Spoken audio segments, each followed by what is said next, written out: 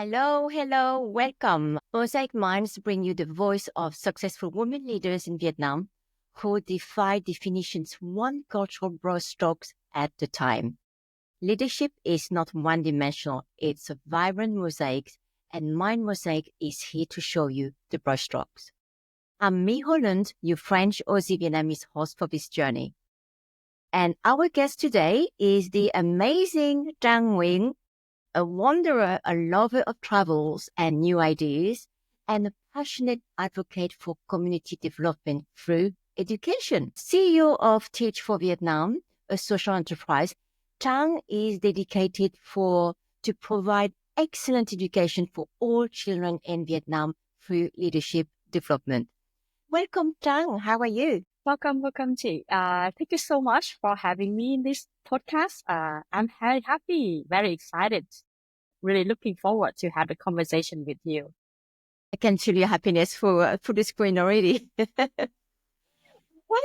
so let's start with a fun question. And knowing your background, that you travel a lot and everything. So can you tell us, how does your global background influence your breakfast choice?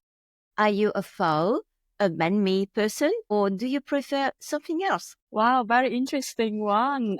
To be honest, I have a very diverse breakfast, so it really depends on the mood of the day. I am not a pho person. Well, interestingly, I am more for the south, and I based in Ho Chi Minh City, so I love bún bò, and bún riêu cua, and also like a mix of bánh mì as well. But I've been traveling a lot. Sometimes I cook I use Indian food as well, like naan bread. Sometimes would be the English breakfast. It really depends on the day and depends on what do I have in my fridge as well.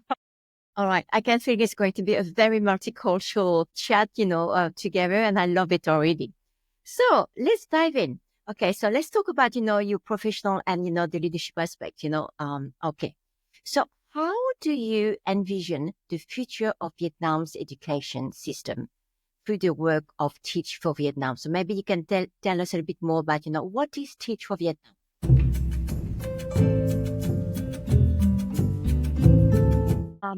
Teach for Vietnam is a non-profit social enterprise. We are 100% Vietnamese company. What we are trying to bring an excellent education for all children in Vietnam through our program we call Leadership Development Fellowship. So it's actually an incubator program for young talent who are aspiring to make a change, who aspire to contribute to the education sectors. So we recruit them from diverse background. They doesn't need to be they don't need to be from pedagogical background, but they can be from any kind of background and can be from any kind of university.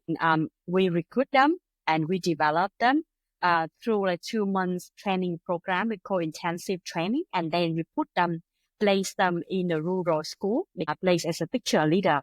So they play the role as a teacher in the classroom, prepare, upskill the student, build up a student leadership within the classroom through the subject like English, STEM, or entrepreneurship education. At the same time, they are leader in the school, so they work with the local teachers to upskilling them, and also to work with school principal, work with the community as a community leader. So they figure out what would be the barrier to stop the student continue on the education or stop the student to become the best of themselves. So we figure out that within the community, really at a very local level, and then create a community project to advocate for the change or create a change within that community.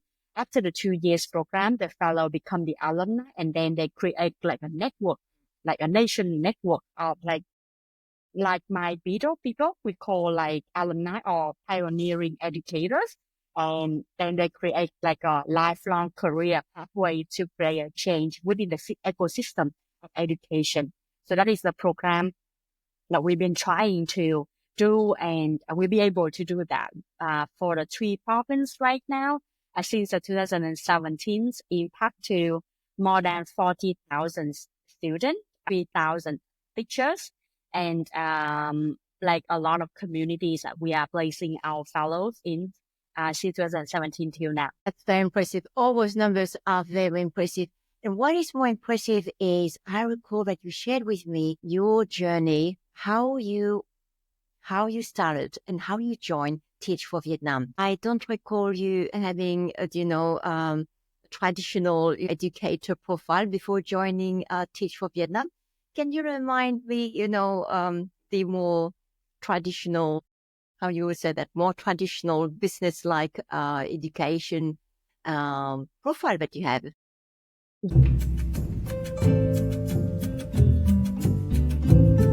Yes. So actually, like normally at a traditional profile, then like people will like need to go to become a teacher. They need to go through like University of Pedagogy. So have the pedagogical like bachelor degree. So they be able to become a teachers. But we believe that the people from diverse background will give the teachers have a diverse point of view. And I do think it's very like kind of mosaic mind that like people will have like different point of view and then be able to see what is the limitation, what is the barrier, and how can we overcome that barrier with a different way of thinking.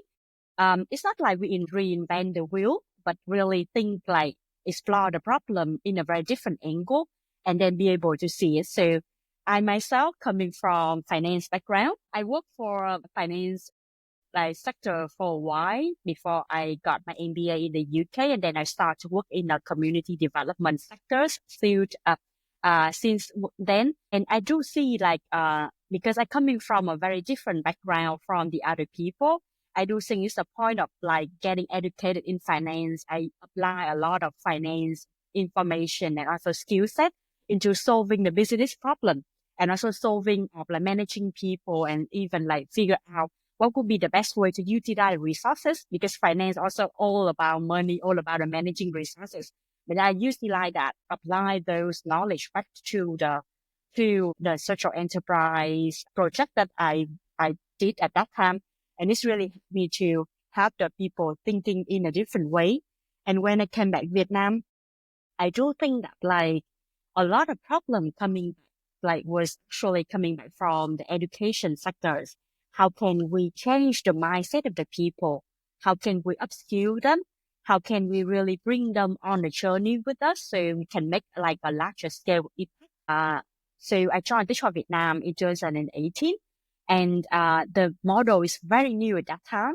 We actually one of the partner, like independent partner of the global network called Teach for All. And it's been like more than 30 years and 63 countries right till now. But in Vietnam, it's very new. And with a traditional way of thinking is like you must have the pedagogical degree.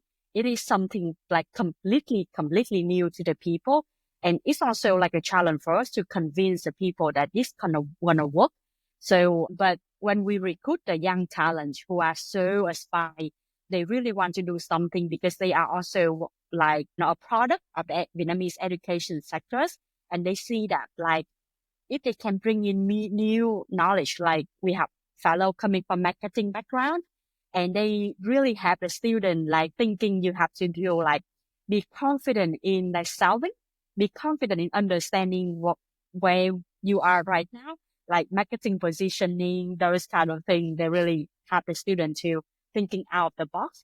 Or the people who are having like the STEM background or, coming from natural science, really apply the knowledge into that. And we have the local teachers who are, years of having years experience, but because they have years of experience, they forgot that like, it's actually like, we just need to think in a very different way. Like, for example, like if you can think about the resources, point of view, you can see that like, it's not only like you need to have tons of money, invest in education, but you just need to like activate the resources from the community people.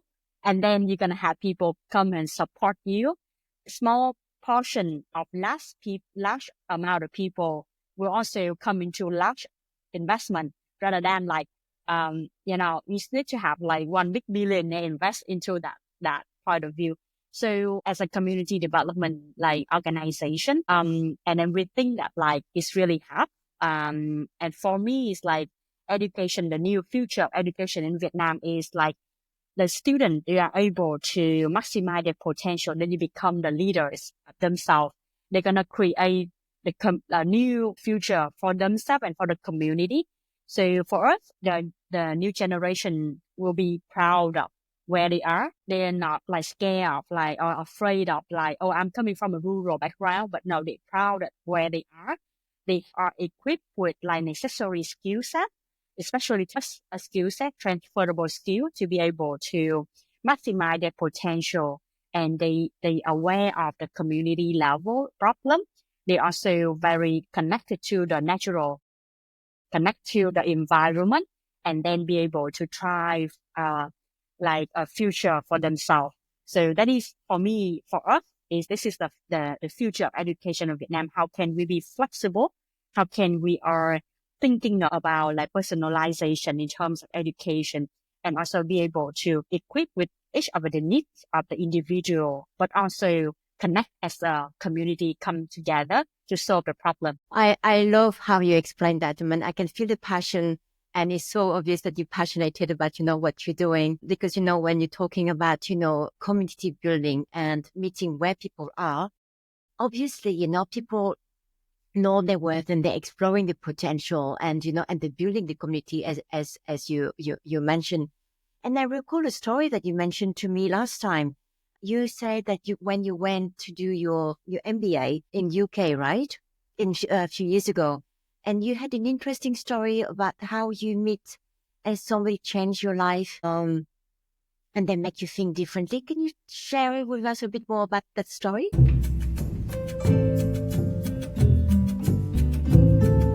Yes, I think like the story is still very like permanent in my head at the moment, and it's recall a lot of like happiness within me. So one of the start of my changing career life from finance to social enterprise or community development actually coming from a story of like me having a veteran.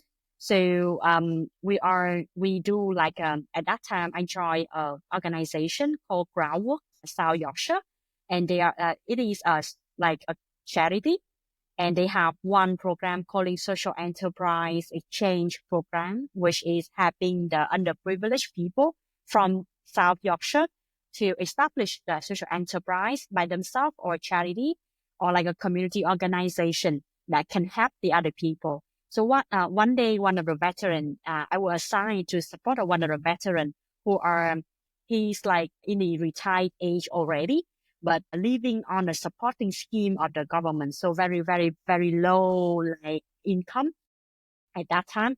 And he came to me, he think about like in his council, there is no like cleaning company, and it's like they have garbage everywhere. But then the people, the retired people, the veterans who are coming out of the army is jobless and have to live under the supporting scheme of the people. And he think about like, I want to set up an organization. I want to set up a cleaning service. And he asked me that like, where can I help him to write a proposal for the council? He can do, actually, he knows everything. He knows everyone. It's just like, he need to have the business plan, and he need to think about like really a financial resources to kick off that idea.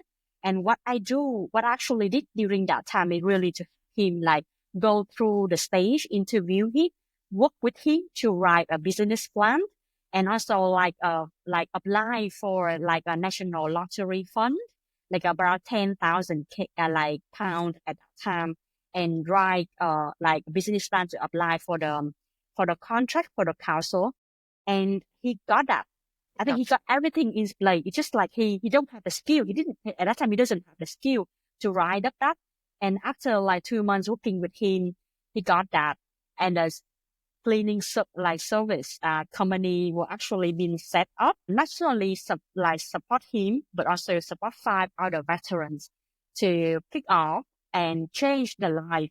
So they no longer live on supporting scheme. They be able to create job for the other people and solve the 2 problems at one: employment problem, and the second thing is like the environment problem. So for me, that changed my life. Since then, I believe that a lot of skill set I got during the corporate life and during my MBA now be able to fall into peace and really be able to connect it and supporting young Yeah. people. Well, Yeah. one of the big four, right? So it's quite a bit of a switch. Yes, yes.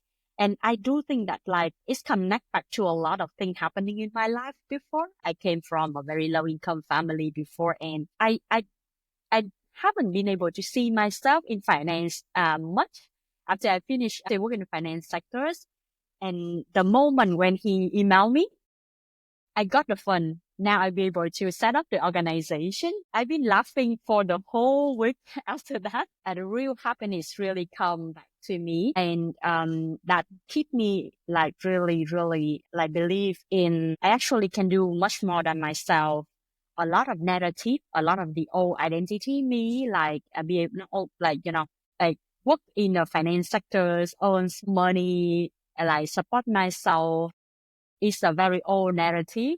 But now I'm thinking about what can I support the community with my like a little bit like I mean what I can do is like very small, but actually kind of like a really like big support for the other people. And that's why when I decide to come back Vietnam and really work on education, because if I can change the mindset of small like number of people, then it actually be able to multiply for the community member. Sounds to me like, you have an exponential mind, to help people, just to see the potential of their beautiful intentions. So that is so inspiring. So you were talking about identity, and I just wanted to pick on that one. So you have traveled, you studied overseas, you've done a lot of things as well. How would you view your sense of belonging? You're doing a bit here and there. You travel a lot, for Teach for Vietnam as well. Can you tell us about, your view of your sense of belonging? What does it mean for you?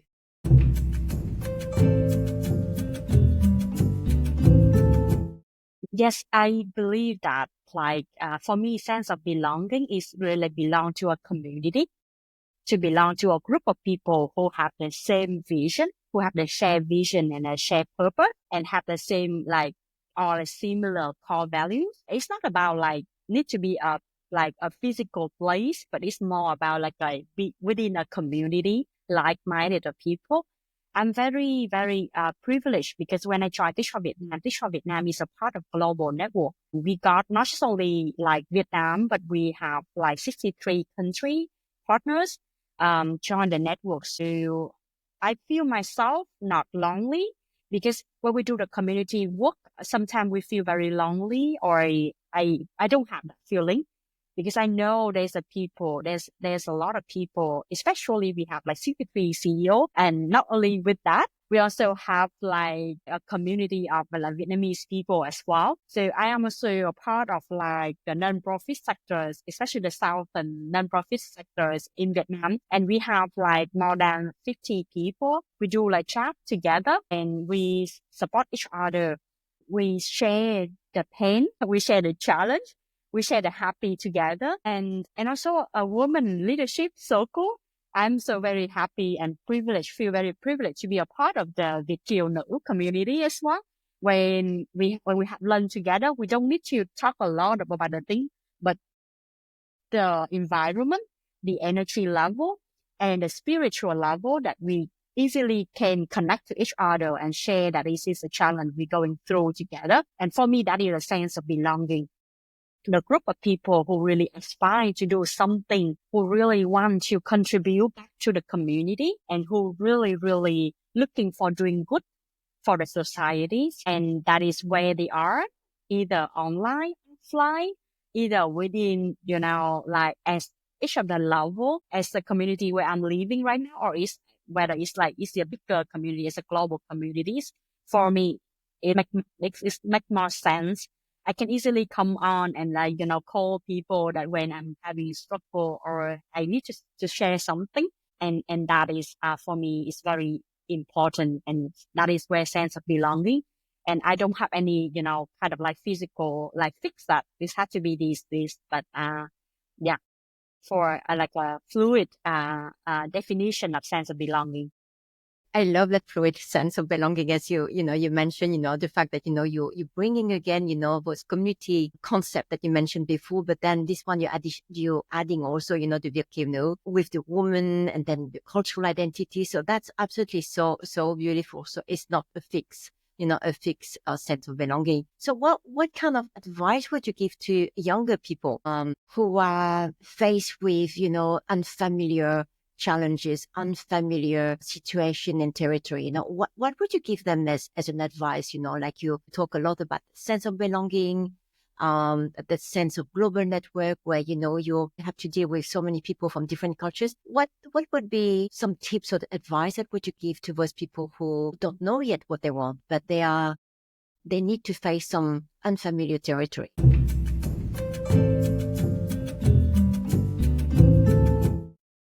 Yeah, I think for me, like looking back the time when I was in the UK, like at that time, like I was late 20 years old, also really kind of like going very different like cultures, from the westernized cultures, like coming from like I haven't been able to travel much before I came to the UK to study, and it's completely new for me. I didn't have a lot of time to prepare, and I don't think that is coming too. I didn't think too much. To be honest, I think one of my advice is like, don't overthink it.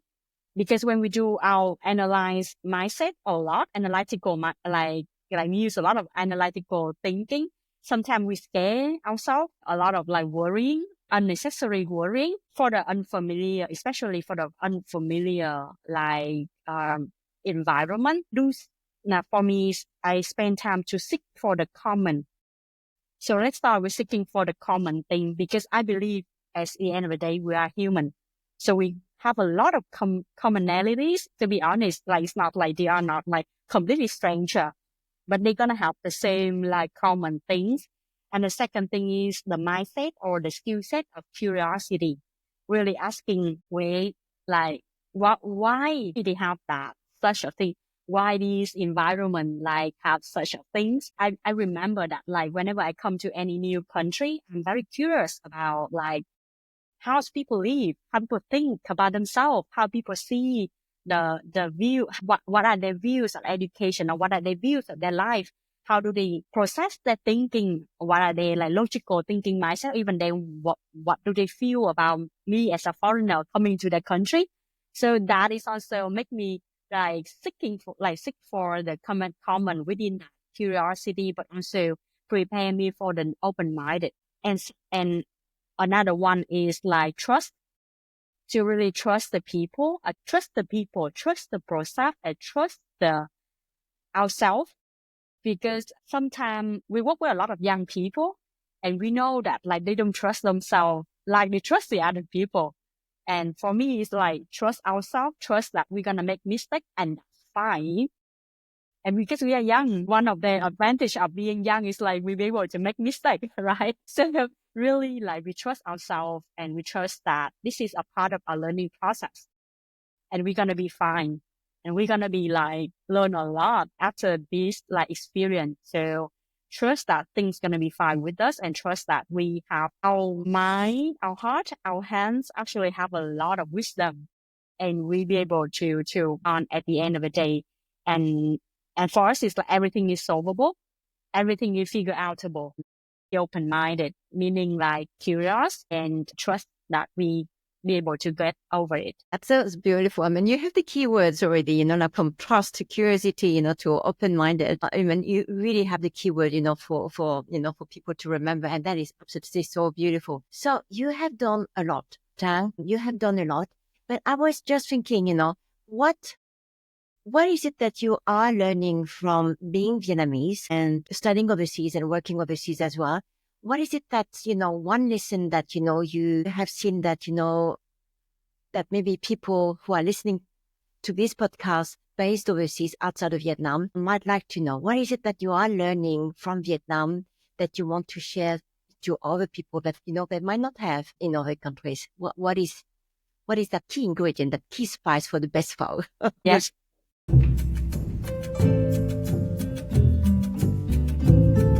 Actually, based on my experience, Vietnamese people have like, we have entrepreneurship mindset. And that is one of our really, really powerful, like, power that we must think about it. I don't think we go a lot. We went through, because we went through a lot of struggle. Then, we are very flexible when we talk about entrepreneurship mindset, meaning we are very flexible. We can cope with a lot of different struggle or a lot of adversity within life, more than we can expect it, because our ancestors going through very tough world and very tough, like, challenging life. I haven't seen much apart from the other countries. Vietnamese people are the top in terms of flexible, in terms of thinking in a very different, like, be able to turn adversity which become like advantage.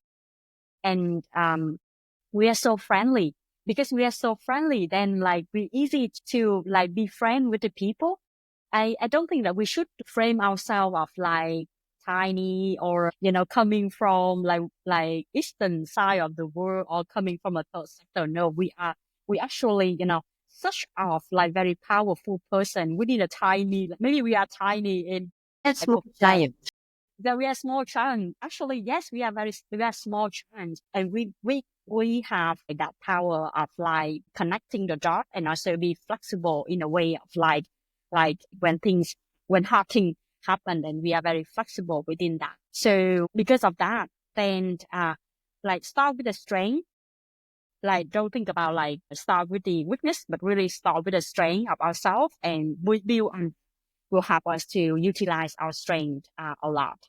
And one of the story I got is, like, when we while I was in the UK, like, we have one problem within the project, and everybody was really freaked out because, like, one of the partner pulled out from the project, and because of they have a lot of challenge by themselves. So my colleagues in the UK, like, people are, like, really worried. Like, she's so worried, and for me, it's like, let's try something else. Maybe if we have only 6 partners before we have the 7 partner in our project, now we have only 6 partners. Let's see, like, let's share the responsibility to the other partners, or can we rely on our plans to be able to do that? And so we took that in a very, like, quick, turnaround, and that's help us that, like, see, this is a new possibility, and the project is still going on, even though we have additional responsibility, but it's actually really helpful for us. And now it's like, we don't, like, feeling so kind of, like, have a bad feeling or negative emotion anymore, but really a sense of possibility and being flexible in the changing world, especially during the COVID time, can easily turn around during the COVID time, like, from, like, we are doing offline teaching to online teaching is in, like, really over the night that we can transform it. I have to say, I have great admiration. I've been on and off, going to Vietnam for the last six years, but I have great admiration, when I hear your story, and I hear so many stories from other entrepreneurs, and that's the thing, that flexible mindset, that quick on the feet, that seeing problems as opportunity and changing, really changing them, and then say, it's all right, let's think through it, it's not, we haven't learned it through our MBA, courses, but, let's improvise and make it happen. And I really see this on all the stories each time when I meet people, and I say, like, I'm absolutely in awe, when I'm thinking like this, when I was working in Japan, where things are planned, scheduled, and things are very planned, and they stay, as it was planned. And I'm here to try in Vietnam, where things are so improvised, and things work. This is absolutely amazing. And you're so right about, the entrepreneurial mindset. You have really just to be so flexible in not just about, the business planning, but also the mindset. And this is exactly what you just mentioned about. And I wanted to have another question. I'm sure there's many people. Who inspires you?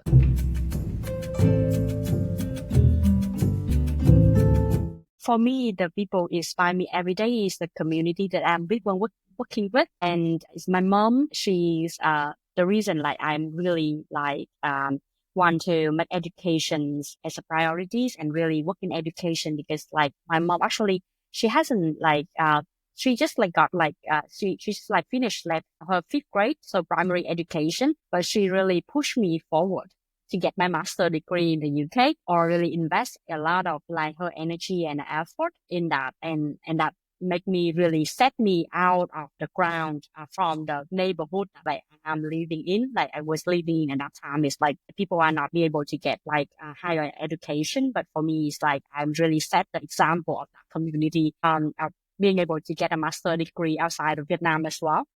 And the students that we are like working with at the moment in Quảng, I mean, Đồng Tháp, in a rural area of Vietnam, I see they have so much potential. One of the students that coming from ethnic minority group, she came to us as her 6th grade, so 12 years old, without knowing any program, without knowing that like Teacher Vietnam would teach anything. She just came to us and saying that's like, she told me that I notify new teachers coming into the classroom. I want to join a STEM class because I want to do something else for my parents. She came from ethnic minority background. She came from a single parents family, and she's the oldest, like the eldest sister. So she had to take care. She do have to plan out like what time she will be able to be in a classroom. But then like the rest of her time is really to support her moms and like her grandparents in like her course, like her like daily course, also like supporting the family. But now she's like 14 years old, now running a book club in the school, be able to be very confident without the mask anymore. Before she met me in the mask, under like hide her face under the mask, but now no longer under the mask, like very confident, organized like event for like 300 kids in her school. And, you know, the presidents of the book club organize activities and having all the like, confidence level that the urban kids have. So for me, that is really inspired that like we can change the life of the people, or we can give them the energy so they can change their life and really be able to like push them up, raise them up a little bit. But it's actually like for us, a little bit raised, for them is really a new possibility, a new way of like doing a new like future. And that inspires me every day. That story remind me that like I need to work on this further on. We really need to disrupt the system. We really need to go beyond our effort, and we can do so much more to support the people. Well, she inspires me as well, and I really want to meet her, you know, at the next summit we see you. But, you know, this is the kind of story which I love hearing because, you know, it's reality. But as you said, maybe it's a small change, but it is not. That is her future that she's building. You know, 14 years old, you know, leading a book club of 300 people. I don't hear that often. So it is an enormous step, you know, and that is absolutely so beautiful. And the last question that I really want to ask you here. So, you know that the podcast is called Mosaic Mind, and I like just to ask you about, you know, maybe one or two advice or tips, you know, how can our listeners cultivate a mosaic mind that embraces global cultures and global mindset?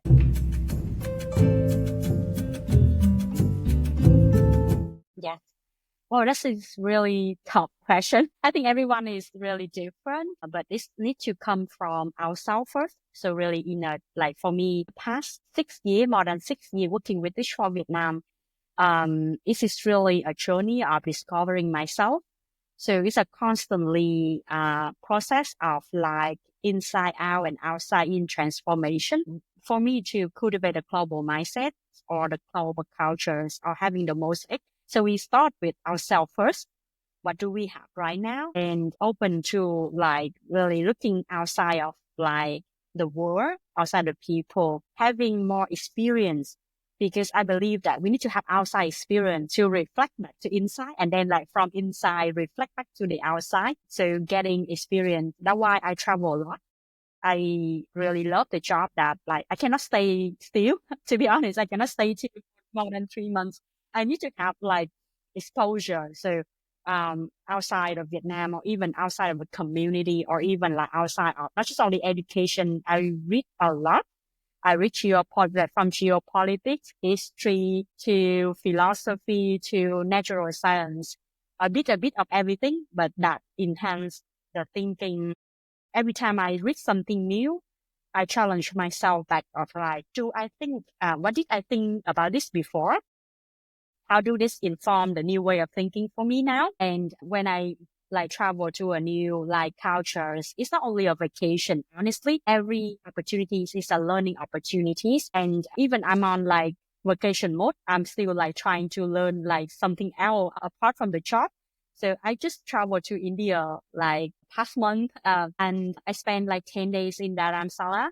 And I really love to understand. I really love to have time to learn about Tibet, learn about Tibetan people, the Buddha philosophy, or really about Indian people as well. How do they think? How do they like live every day? How do they view the world, or how do they connect the people? How do they build a community together? And really enjoy that time. And for me, a lot of learning coming out of that. I did my reflections quite frequently. Like I did my weekly reflections through journaling, and that had me some of the guiding questions like what did I think before, now things change, and what is the new way of doing from what could be applicable to my work at the moment. And that have helped a lot of helped me to connect to the people, the community I visit, or other things at a deeper level. I think a lot of people travel nowadays,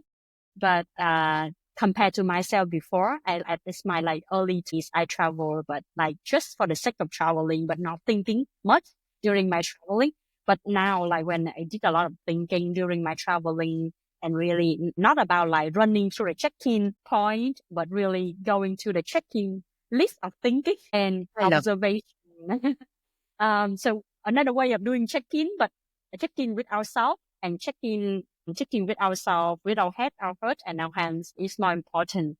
And that make me connect the dots together. What is the next piece of the mosaic myself that I have, and put that together as a more like big picture. So that really helped me to improve my strategical thinking. Honestly, I don't think that we have strategical thinking as the early stage. We need to be developed. So strategical thinking, leadership style. Before, I thought that like, I should be, like my definition of leadership is very like fixed, that I point the people, I direct this work and this has to be done. That's more like very strict management, very bossy style. But because now I going like visit a lot of place, meet a lot of people, and understand like that won't work. Like I need to change my way of like managing people underneath me. I need to really think in a different way. So I approach more like charismatic with my team, and really be able to listen and think and imagine in a new way. Because what we are doing is a new thing.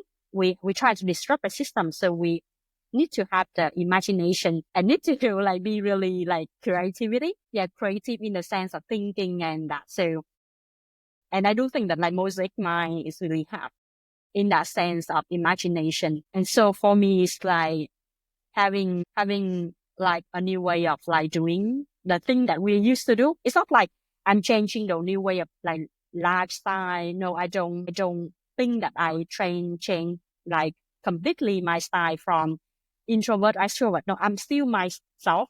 I'm still Trang, but a new Trang, like Trang, but new Trang. And that helped me to like really break my old identity, or like the narrative of, I don't feel offended when people say that like you are like kind of like you need to get married early, or because I understand what is the pain point, what is the narrative of the society, what do they need, what do they mean when they tell that. Before I will feel like, no, I so annoyed with anyone told me that you need to get married, and now I feel like, oh, they care about me, because this is the way that they've been like taught. This is the way of like, and this actually have a valid point, because they worry that like I will be like, you die alone in the future. But now I'm like more acceptable of myself, acceptable of the other people, easily to see the different like point of view.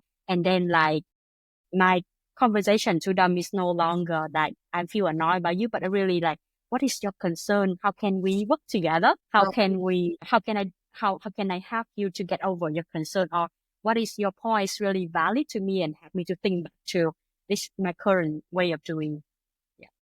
I love it. You absolutely nail it, like, how you're embracing your self-acceptance, your authenticity, but as well as, that learning growth and that unlearning and that challenging your thinking when you travel. I absolutely love it. It's so different from, traveling and having like an Instagram list of, tick, tick, tick thing. I absolutely love what you're saying. And I really think that would be very, very valuable insight, for our listeners.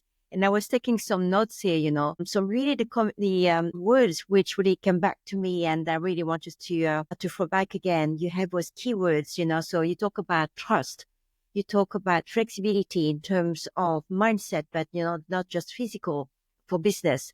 You talk about that entrepreneurial mindset where constantly being challenged, working on your strength. You're talking also about the strength of the community, but also the strength of yourself and looking inside. The wisdom and the super most important word, curiosity. So on these notes, we are wrapping, this podcast today. Trang, it has been absolutely a pleasure to have you with us. And I'm sure that, we will have another chat, you and I, outside. But it's just so inspiring, all the stories that you mentioned, that little girl that you mentioned and how she is, how her life has changed. I absolutely, want to know more. So maybe we're having a Mosaic Mind number 2 with you in the future. So thanks very much for joining today. And I wish you a happy day again. Thank you so much.